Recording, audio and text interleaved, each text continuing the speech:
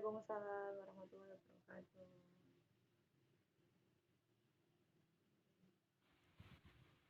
Assalamualaikum warahmatullahi wabarakatuh. Kami dari semester 5 Prodi Pendidikan IPA Unisla Kampus 2 Paciran Lamongan. Kami akan mempresentasikan tugas kami dari mata kuliah Pembelajaran Inovatif 3.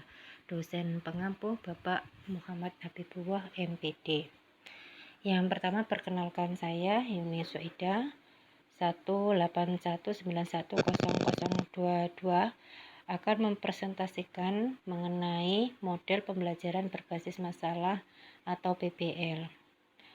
Pengertian dari model pembelajaran berbasis masalah atau PBL adalah yaitu suatu pembelajaran yang merupakan sebuah pendekatan pembelajaran yang menyajikan masalah konseptual sehingga merangsang peserta didik untuk belajar dalam kelas yang menerapkan pembelajaran berbasis masalah. Peserta didik bekerja dalam tim untuk memecahkan masalah dunia nyata. Metode pembelajaran yang menantang peserta didik untuk belajar bagaimana belajar, bekerja secara berkelompok, mencari solusi dari permasalahan tersebut. Masalah yang diberikan ini digunakan untuk mengikat peserta didik pada rasa ingin tahu pada pembelajaran dimaksud. Masalah diberikan kepada peserta didik sebelum peserta didik mempelajari konsep atau materi yang berkenaan dengan masalah yang harus dipecahkan. Kelebihan dari metode PBL ini antara lain yang pertama, peserta didik akan memperoleh pembelajaran yang lebih bermakna, yakni dengan belajar memecahkan suatu masalah, maka mereka akan menerapkan pengetahuan yang dimilikinya atau berusaha mengetahui pengetahuan yang diperlukan. Belajar dapat semakin bermakna dan dapat diperluas ketika peserta didik berhadapan dengan situasi di mana konsep diterapkan. Yang kedua, metode PBL ini peserta didik dapat mengintegrasikan pengetahuan dalam keterampilan secara simultan dan mengaplikasikannya dalam konteks yang relevan. Yang ketiga, peserta didik mampu berpikir kritis, menumbuhkan inisiatif peserta didik dalam bekerja, memotivasi internal untuk belajar dan dapat mengembangkan hubungan interpersonal dalam bekerja kelompok. Adapun langkah-langkah operasional dalam proses pembelajaran PBL ini, yang pertama, konsep dasar atau basic concept. Fasilitator memberikan konsep dasar, petunjuk, referensi, atau link dan skill yang diperlukan dalam pembelajaran tersebut. Hal ini dimaksudkan agar peserta didik lebih cepat masuk dalam atmosfer pembelajaran dan mendapatkan peta yang akurat tentang arah dan tujuan pembelajaran. Yang kedua, pendefinisian masalah, defining the problem. Dalam langkah ini, fasilitator menyampaikan skenario atau permasalahan dan peserta didik melakukan berbagai kegiatan brainstorming dan semua anggota kelompok mengungkapkan pendapat, ide, dan tanggapan terhadap skenario secara bebas sehingga dimungkinkan muncul berbagai macam alternatif pendapat. Yang ketiga, pembelajaran mandiri, self learning. Peserta didik mencari berbagai sumber yang dapat memperjelas isu yang sedang diinvestigasi. Sumber yang dimaksud dapat dalam bentuk artikel tertulis yang tersimpan di perpustakaan, halaman web, atau bahkan pakar dalam bidang yang relevan.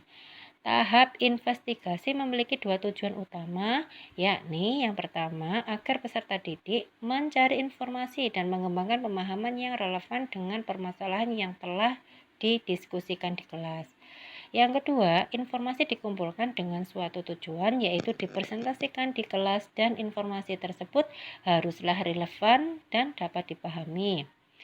Langkah yang keempat yaitu pertukaran pengetahuan, exchange knowledge. Setelah mendapatkan sumber untuk keperluan pendalaman materi dalam langkah pembelajaran mandiri, selanjutnya pada pertemuan berikutnya peserta didik berdiskusi dalam kelompoknya untuk mengklarifikasi capaian dan merumuskan solusi dari permasalahan kelompok. Pertukaran pengetahuan ini dapat dilakukan dengan cara peserta didik berkumpul sesuai kelompok dan fasilitatornya. Yang kelima, penilaian atau asesmen. Penilaian dilakukan dengan memadukan 3 aspek pengetahuan, knowledge, kecakapan, skill, dan sikap, attitude. Penilaian terhadap penguasaan pengetahuan yang mencakup seluruh kegiatan pembelajaran yang dilakukan dengan ujian akhir semester, ujian tengah semester, kuis, PR, dokumen, dan laporan. Penilaian terhadap kecakapan dapat diukur dari penugasan alat bantu pembelajaran baik software, hardware, maupun kemampuan perancangan dan pengujian. Adapun contoh dalam penerapan PBL antara lain, sebelum memulai proses belajar mengajar di dalam kelas, peserta didik terlebih dahulu diminta untuk mengobservasi suatu fenomena terlebih dahulu. Kemudian peserta didik diminta mencatat masalah-masalah yang muncul. Setelah itu, tugas guru adalah merangsang peserta didik untuk berpikir kritis, memecahkan masalah yang ada. Tugas guru adalah mengarahkan peserta didik untuk bertanya, membuktikan asumsi, dan mendengarkan pendapat yang berbeda dari mereka. Selanjutnya, contoh lain adalah memanfaatkan lingkungan peserta didik untuk memperoleh pengalaman belajar. Guru memberikan penugasan yang dapat dilakukan di berbagai konteks lingkungan peserta didik, antara lain di sekolah, keluarga, dan masyarakat. Penugasan yang diberikan oleh guru memberikan kesempatan bagi peserta didik untuk belajar di luar kelas. Peserta didik diharapkan dapat memperoleh pengalaman langsung tentang apa yang sedang dipelajari. Pengalaman belajar merupakan aktivitas belajar yang harus dilakukan peserta didik dalam rangka mencapai penguasaan standar kompetensi, kemampuan dasar, dan materi pembelajaran. Adapun tahap-tahapan model PBL yang pertama adalah fase pertama, orientasi peserta didik kepada masalah. Perilaku guru menjelaskan tujuan pembelajaran, menjelaskan logistik yang dibutuhkan. Kemudian memotivasi peserta didik untuk terlibat aktif dalam pemecahan masalah yang dipilih. Fase kedua, mengorganisasikan peserta didik. Guru membantu peserta didik mengorganisasikan tugas belajar yang berhubungan dengan masalah tersebut. Kemudian fase ketiga, membimbing menyelidiki individu dan kelompok. Guru mendorong peserta didik untuk mengumpulkan informasi yang sesuai, melaksanakan eksperimen untuk mendapatkan penjelasan dan pemecahan masalah. Fase yang keempat, mengembangkan dan menyajikan hasil karya. Guru membantu peserta didik dalam merencanakan dan menyiapkan karya yang sesuai seperti laporan, model, dan berbagai tugas dengan teman. Yang terakhir, fase kelima, menganalisa dan mengevaluasi proses pemecahan masalah. Guru mengevaluasi hasil belajar tentang materi yang telah dipelajari atau meminta kelompok peserta mepresentasikan hasil kerja atau hasil karyanya. Selanjutnya adalah sistem penilaian dalam metode PBL. Yang pertama, penilaian dilakukan dengan memadukan 3 aspek seperti yang telah dijelaskan di depan tadi, yaitu pengetahuan, knowledge, kecakapan, skill, dan sikap attitude. Penilaian terhadap penguasaan pengetahuan yang mencakup seluruh kegiatan pembelajaran yang dilakukan dengan ujian akhir semester, ujian tengah semester, kuis, PR, dokumen, dan laporan. Penilaian terhadap kecakapan dapat diukur penguasaan alat bantu pembelajaran baik software, hardware, maupun kemampuan perancangan dalam pengujian. Sedangkan penilaian terhadap sikap dititik beratkan pada penguasaan soft skill, yaitu keaktifan dan partisipasi dalam diskusi, kemampuan bekerja sama dalam tim, dan kehadiran dalam pembelajaran. Bobot penilaian untuk ketiga aspek tersebut ditentukan oleh guru mata pelajaran yang bersangkutan. Selanjutnya, penilaian pembelajaran dengan PBL dilakukan dengan authentic assessment. Penilaian dapat dilakukan dengan portofolio yang merupakan kumpulan yang sistematis dari pekerjaan peserta didik yang dianalisis untuk melihat kemajuan belajar dalam kurun waktu tertentu dalam kerangka pencapaian tujuan pembelajaran. Penilaian dalam pendekatan PBL dilakukan dengan cara evaluasi diri, self assessment, dan peer assessment. Self assessment penilaian yang dilakukan oleh pembelajar itu sendiri terhadap usaha-usahanya dan hasil pekerjaan dan merujuk pada tujuan ingin dicapai standar oleh pembelajar itu sendiri dalam belajar.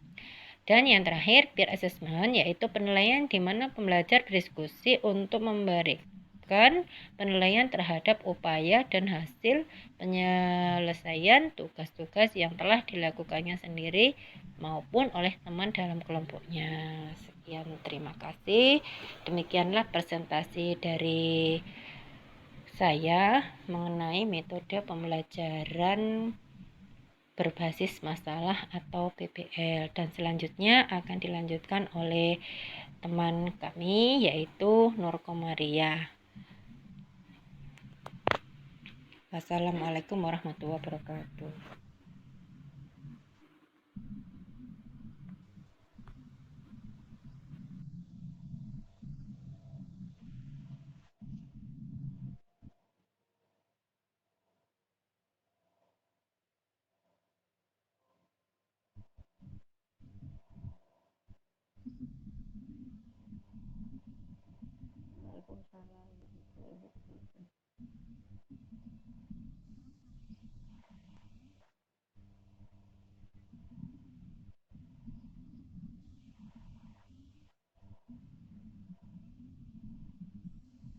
Assalamualaikum warahmatullahi wabarakatuh. Perkenalkan, nama saya Nur Komariah. Saya akan mempresentasikan tentang materi model pembelajaran berbasis masalah. Model pembelajaran berbasis masalah adalah proses pembelajaran yang titik awal pembelajarannya dimulai berdasarkan masalah dalam kehidupan yang nyata. Peserta didik diberikan dorongan untuk mempelajari masalah berdasarkan pengetahuan dan pengalaman yang telah mereka miliki sebelumnya, untuk membentuk pengetahuan dan pengalaman yang baru. Tujuan pembelajaran berbasis masalah bukan penyampaian sejumlah besar pengetahuan pada peserta didik, melainkan pengembangan kemampuan berpikir kritis dan kemampuan pemecahan masalah, serta kemampuan peserta didik untuk secara aktif membangun pengetahuan sendiri. Ciri-ciri pembelajaran berbasis masalah. Yang pertama adalah pengajuan masalah atau pertanyaan. Pengajuan pembelajaran berkisar pada masalah atau pertanyaan yang penting bagi peserta didik. Selanjutnya, keterkaitan berbagai masalah dengan disiplin ilmu. Masalah yang diajukan dalam pembelajaran berbasis masalah hendaknya mengaitkan atau melibatkan berbagai disiplin ilmu. Selanjutnya yaitu penyelidikan yang autentik. Peserta didik menganalisis dan merumuskan masalah, mengembangkan dan meramalkan hipotesis, serta mengamalkan dan menganalisis informasi, serta melaksanakan eksperimen, menarik kesimpulan dan menggambarkan hasil akhir. Selanjutnya yaitu menghasilkan dan memamerkan hasil karya. Hasil penyelesaian masalah peserta didik ditampilkan atau dibuat laporannya. Yang terakhir yaitu kolaborasi. Pada pembelajaran masalah, tugas-tugas belajar bermasalah harus diselesaikan bersama antara peserta didik dengan peserta didik, baik dalam kelompok kecil maupun besar, dan bersama-sama antara peserta didik dengan guru. Selanjutnya yaitu sintaks problem based learning. Yang pertama yaitu mengorientasikan peserta didik terhadap masalah. Aktivitas guru dan peserta didik yaitu guru menjelaskan tujuan pembelajaran dan sarana atau logistik yang dibutuhkan. Guru memotivasi peserta didik untuk terlibat dalam aktivitas pemecahan masalah nyata yang dipilih atau ditentukan. Yang kedua yaitu mengorganisasi peserta didik untuk belajar. Aktivitas guru membantu peserta didik untuk mendefinisikan dan mengorganisasi tugas belajar yang berhubungan dengan masalah yang sudah diorientasikan pada tahap sebelumnya.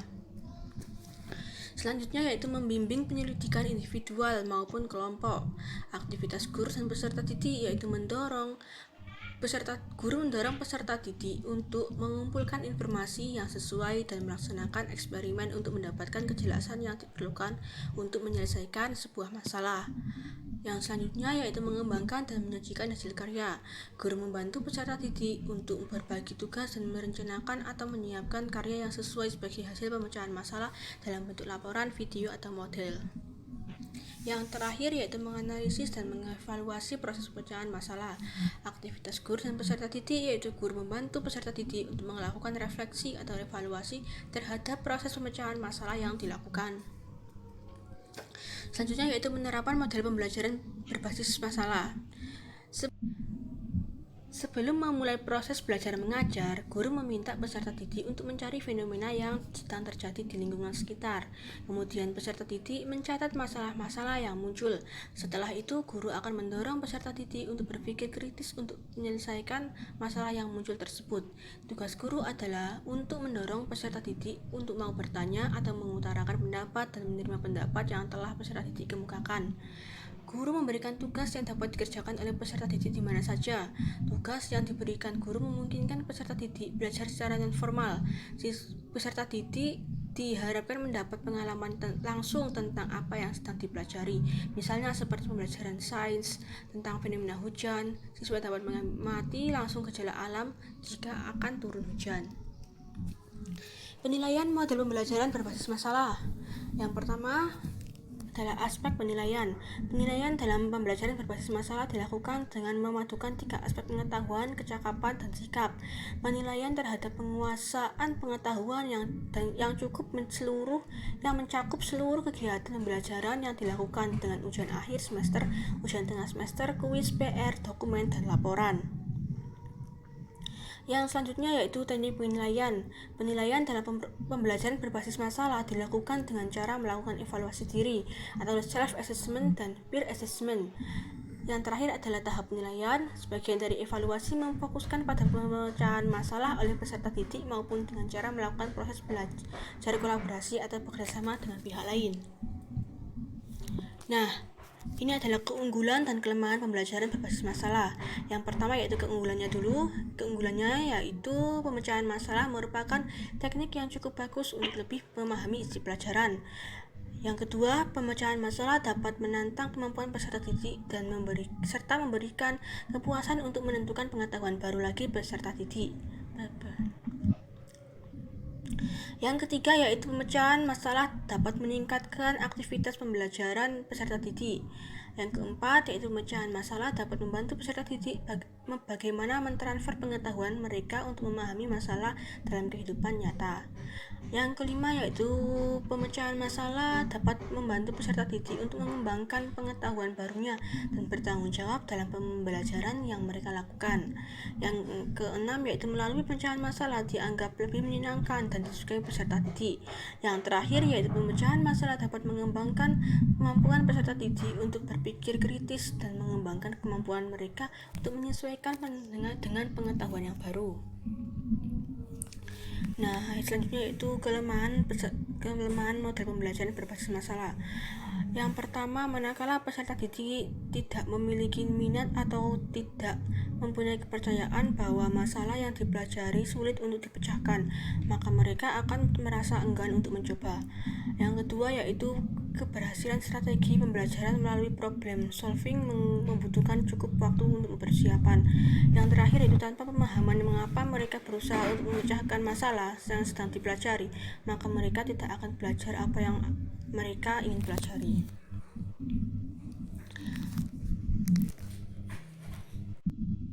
Sekian dari saya, kurang lebihnya saya mohon maaf. Wassalamualaikum warahmatullahi wabarakatuh. Penyampaian materi selanjutnya akan disampaikan oleh teman kami, Nur Lutfia Wahyuni.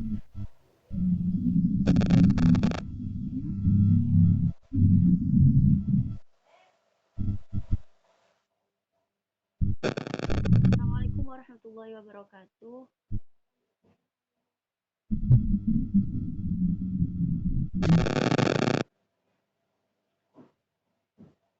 Langsung saja, saya Nurul Yuni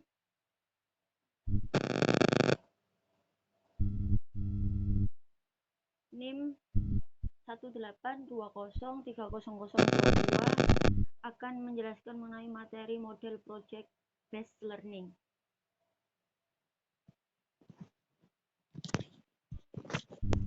Model pembelajaran berbasis proyek ini adalah model pembelajaran yang dapat digunakan untuk menerapkan pengetahuan yang sudah dimiliki, melatih berbagai keterampilan berpikir, sikap, dan keterampilan konkret. Sedangkan pada permasalahan kompleks, diperlukan pembelajaran melalui investigasi, kolaborasi, dan eksperimen dalam membuat suatu proyek, serta mengintegrasikan berbagai subjek atau materi dalam pembelajaran. Kemudian pendidik dapat menggunakan model PJBL atau Project Based Learning ini ketika ingin mengembangkan kemampuan berpikir kreatif peserta didik dalam merancang dan membuat sebuah proyek yang dapat dimanfaatkan untuk mengatasi permasalahan secara sistematis. Sehingga model PJBL ini dapat membudayakan berpikir tingkat tinggi atau high order thinking dalam mengimplementasikan pembelajaran. Selanjutnya, karakteristik materi yang bisa menggunakan model PJBL ini yaitu yang pertama memiliki kompetensi dasar yang lebih menekankan pada aspek keterampilan atau pengetahuan pada tingkat penerapan, analisis, sintesis, dan evaluasi atau memodifikasi, mencoba, membuat, menggunakan, mengoperasikan, memproduksi, merekonstruksi, mendemonstrasikan, menciptakan, merancang, menguji, dan lain-lain. Kemudian dapat menghasilkan sebuah produk dan memiliki keterkaitan dengan permasalahan nyata atau kehidupan sehari-hari. Selanjutnya, karakteristik model pembelajaran berbasis proyek ini, yaitu yang pertama penyelesaian tugas dilakukan secara mandiri dimulai dari tahap perencanaan, penyusunan hingga pemaparan produk. Peserta didik bertanggung jawab penuh terhadap proyek yang akan dihasilkan. Kemudian proyek melibatkan peran teman sebaya, guru, orang tua, bahkan masyarakat. Selanjutnya, melatih kemampuan berpikir kreatif, dan situasi kelas sangat toleransi dengan kekurangan dan perkembangan gagasan. Sintaks atau langkah-langkah pembelajaran dalam model PJBL ini yaitu ada 6 tahap.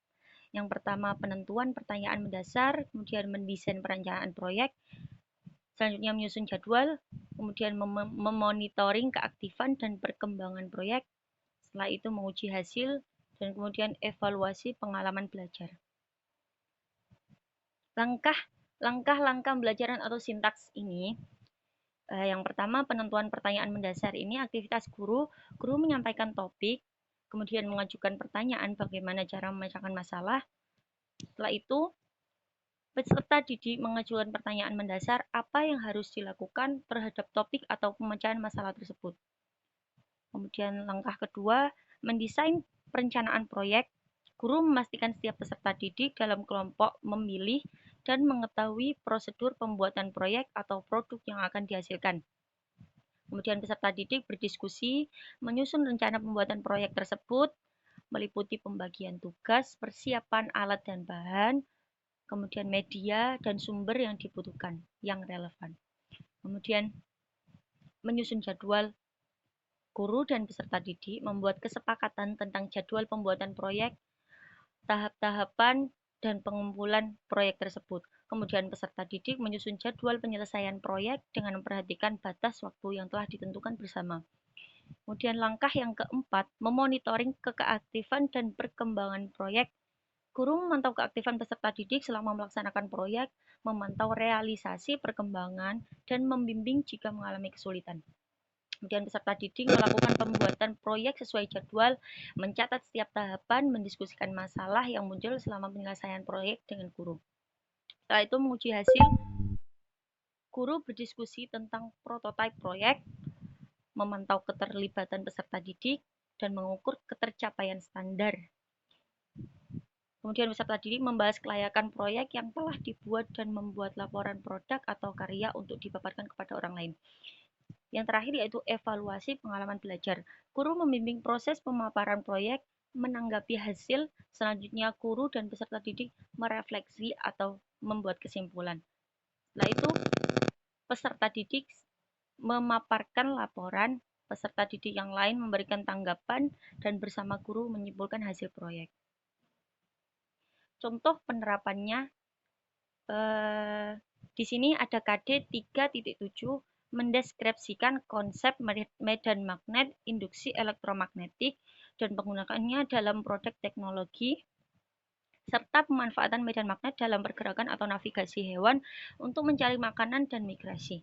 Kemudian KD 4.6 membuat karya sederhana yang memanfaatkan prinsip elektromagnetik dan atau induksi elektromagnetik. Topiknya yaitu kemagnetan dan pemanfaatannya dalam produk teknologi. Subtopiknya kemagnetan dalam produk teknologi. Indikatornya yaitu menjelaskan prinsip elektromagnetik, menyebutkan contoh-contoh penerapan elektromagnetik dalam kehidupan sehari-hari, serta membuat bel listrik. Alokasi waktunya yaitu 2 kali pertemuan selama 5 kali 40 menit. Yang pertama, penentuan pertanyaan mendasar. Peserta didik diminta untuk mengamati video atau gambar tentang beberapa penggunaan elektromagnetik dalam kehidupan sehari-hari dan mengamati demonstrasi tentang bel listrik. Kemudian peserta didik diminta membuat pertanyaan untuk mengemukakan rasa ingin tahunya tentang bel listrik. Misalnya, apakah kita dapat membuat bel sendiri? Kemudian tahap kedua yaitu mendesain perencanaan proyek. Guru mengajak peserta didik untuk merencanakan sebuah proyek membuat bel listrik. Setelah itu peserta didik mengumpulkan informasi tentang cara kerja bel listrik dari berbagai sumber. Peserta didik mengasosiasi informasi yang diperoleh sehingga dapat membuat rancangan proyek membuat bel listrik secara kolaboratif dengan pengajar agar mereka merasa memiliki atas proyek tersebut. Peserta didik membuat aturan penyelesaian proyek, misalnya dilakukan secara berkelompok. Kemudian waktu kegiatan mereka melakukan perencanaan tersebut, kemudian mempelajari bahan-bahan yang diperlukan untuk membuat bel listrik. Tahap yang ketiga yaitu menyusun jadwal. Peserta didik menyusun jadwal penyelesaian proyek. Contoh jadwal dalam kegiatan proyek pembuatan bel listrik ini. Yang pertama, perencanaan proyek atau pada tahap tatap muka 1. Mengkaji konsep, merancang pembuatan, kemudian melaporkan rancangan bel. Tahap yang kedua yaitu tugas proyek di rumah. Ini di luar tatap muka. Memperbaiki rancangan bel, kemudian membuat bel, mencatat proses pembuatan, melakukan uji coba bel listrik, kemudian membuat laporan pembuatan bel listrik. Kemudian tahap yang ketiga, pelaporan proyek yaitu tatap muka 2, melaporkan hasil pembuatan bel listrik. Peserta didik mengomunikasikan hasil rancangan bel listrik dan jadwal proyek di depan kelas. Dan guru memberikan masukan kepada peserta didik terhadap rancangan proyek. Nah, tahap yang keempat, memonitor peserta didik dan kemajuan proyek. Peserta didik melaksanakan proyek membuat bel listrik sesuai rancangan bersama-sama kelompoknya. Dan peserta didik melakukan uji coba, peserta didik mencatat data hasil uji coba, mengolah data, kemudian guru memonitor aktivitas yang penting dalam peserta didik, menanyakan masalah-masalah yang ditemui, dan peserta didik membuat laporan proyek. Kemudian tahap yang kelima, menguji hasil. Peserta didik mengomunikasikan hasil proyek dengan cara presentasi atau demonstrasi di depan kelas. Kemudian guru menilai laporan rancangan bel listrik, laporan hasil pembuatan bel listrik sesuai rancangan. Kemudian peserta didik menjawab pertanyaan-pertanyaan yang diberikan guru berkaitan dengan pembuatan bel listrik. Setelah itu guru memberikan saran-saran untuk perbaikan pembuatan bel listrik. Dan yang terakhir yaitu mengevaluasi pengalaman. Peserta didik diminta untuk mengungkapkan pengalamannya selama menyelesaikan proyek. Pada akhir proses pembelajaran, guru dan peserta didik melakukan refleksi terhadap aktivitas selama merancang dan membuat listrik.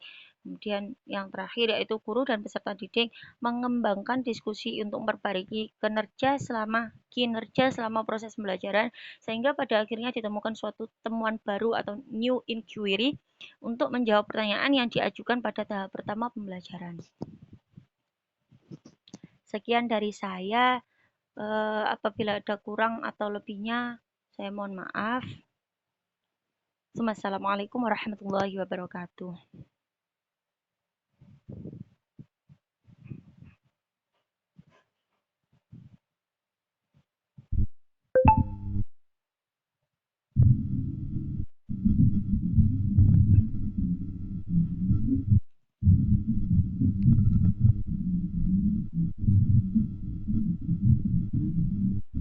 Demikian presentasi yang kami sampaikan. Selanjutnya adalah sesi tanya jawab, yaitu pertanyaan yang akan saya berikan kepada Mbak Nur Komaria. Tadi disebutkan bahwa di salah satu materi contoh penerapan dari PBL yakni mengenai pada materi hujan. Bagaimana cara memberikan stimulus permasalahan yang akan dibahas pada materi hujan?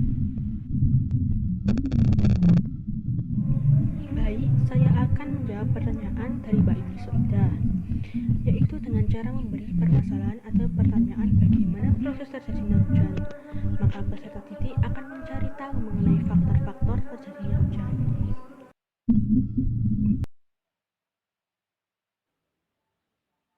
Demikian presentasi yang kami sampaikan dengan membawakan masing-masing materi. Semoga dapat bermanfaat bagi kita semua. Sekian, terima kasih. Wallahul muwaffiq ila aqwamit thoriq. Wassalamualaikum warahmatullahi wabarakatuh. Waalaikumsalam warahmatullahi wabarakatuh.